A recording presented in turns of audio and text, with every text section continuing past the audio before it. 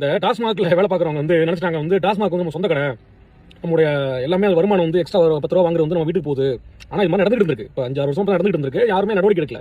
இந்த டாஸ்மாக்ங்கிறது Tamil Nadu marketing corporation, Tamil Nadu அரசுக்கு கீழ் நடந்து கொண்டிருக்கிற ஒரு அரசு நடத்துகிற ஒரு கடை, மது விற்கிற கடை. அதில் ஒர்க் பண்ணுறவங்க என்ன பண்ணாங்க, தான் தோன்றித்தனமாக வந்து 10 ரூபா கூட வாங்கிட்டு அவங்களுடைய குடும்ப நடவடிக்கைகளும் மற்றபடி அரசியல்வாதிகளுக்கும் அவங்களுடைய இங்குள்ள ஆஃபீஸர்ஸ்க்கு வந்து பணம் கொடுத்துட்டு இருக்காங்க. இப்போ தமிழக வெற்றி கழகம் வந்து ஆட்சிக்கு வந்த பிறகு இதெல்லாம் கண்ட்ரோல் பண்ணணும்னு அவங்களால தாங்கிக்க முடியல. ரோட்ல வந்து போராட்டம் பண்றான். ஏன் 10 ரூபா பணம் கூட வாங்கணும் தெரியுமா? நான் வந்து கரண்ட் பில் கட்டணும், வாடகை கொடுக்கணும், டிரான்ஸ்போர்ட்டேஷன் கொடுக்கணும், லோடிங் அன்லோடிங் பணம் கொடுக்கணும்.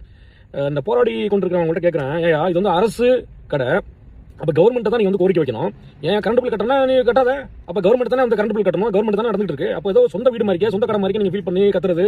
நம்முடைய எதிர்கால தலைமுறை வந்து நல்லா இருக்கணுங்கிறதுக்காண்டி தான் வந்து இந்த தேவையில்லா கடையெல்லாம் மூடுறாங்க. மற்றபடி லஞ்சம் வாங்கக்கூடாதுங்கிறதுக்காண்டி தான் எல்லாம் கண்ட்ரோல் பண்றாங்க. ஒரு நடவடிக்கை எடுக்கும் போது நீங்க சப்போர்ட் பண்ணணும். அப்படி இல்லாமல் வந்து இவ்வளவு நாள் நீங்க வந்து ஏன்னா ஒரு 15 வருடமாக வந்து பழகி போய் ஊறி போயிருந்திருக்காங்க. அதனால உங்களை கண்ட்ரோல் பண்ண முடியல.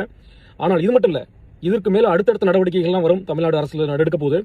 அதனால வந்து மக்களுக்கு இது வந்து மிக ஒரு ஆச்சரியமா இருக்கலாம். ஏன்னா ரோட்ல போற குப்பையெல்லாம் கிளீன் பண்றாங்க. இப்போ வந்து அரசு அலுவலகங்கள்லாம் வந்து கரெக்டா வந்து பயோமெட்ரிக் அட்டெண்டன்ஸ் வச்சிருக்காங்க.